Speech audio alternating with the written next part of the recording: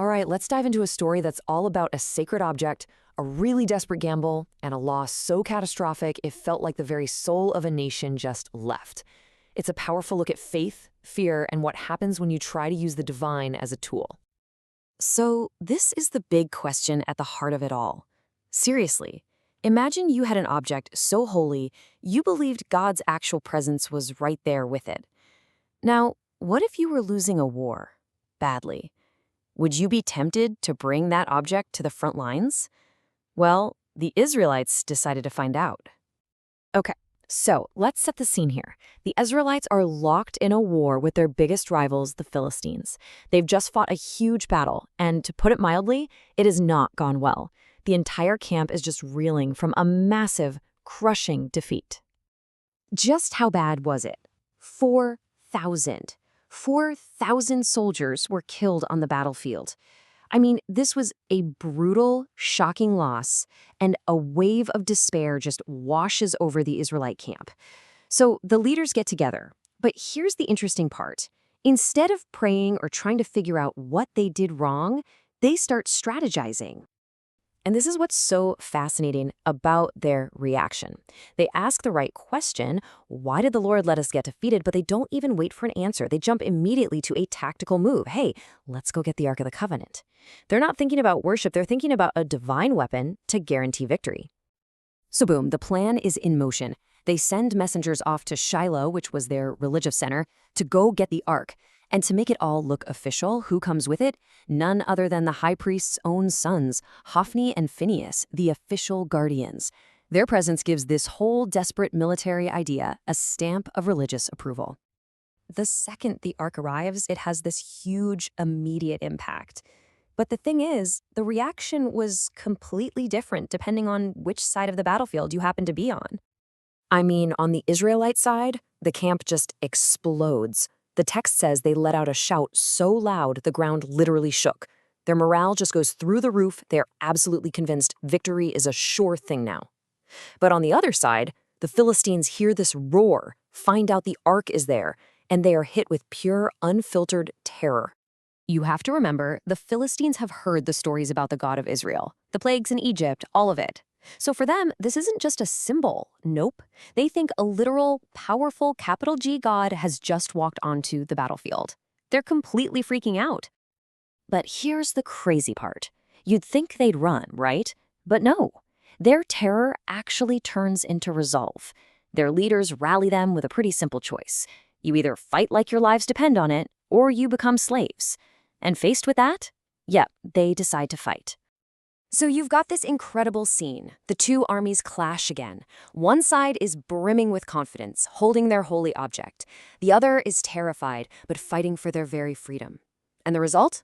Oh, it's an absolute catastrophe for Israel. Just look at that number. 30,000. Remember that first battle? They lost 4,000 men. This time, with their secret weapon, they lose 30,000. Their desperate gamble didn't just fail, it backfired spectacularly. The entire army was routed. And then the tragedy gets personal. Remember the two priests who brought the Ark? The leader's sons, Hophni and Phinehas? Yep, they were both killed in the slaughter. But none of it, compares to this. This is the single most devastating blow. The Ark of the Covenant, the object they believed held the presence of God, the very thing they brought to save them, was captured by the enemy. Okay, so the story now pulls back from the battlefield. The focus on this one guy, a soldier who escaped the carnage and is just running all the way to Shiloh to deliver the news. And who's waiting there? The high priest and leader of Israel, a man named Eli. And we find Eli in a really fragile state. I mean, the man is 98 years old, he's been leading for 40 years, and he's gone blind. He's just sitting by the road listening. And the text is super clear about this. His biggest fear wasn't for the army, it wasn't even for his own two sons. His heart was trembling for the Ark of God. So the messenger finally gets there, and he just unloads the news, one terrible blow after another. First, Israel fled.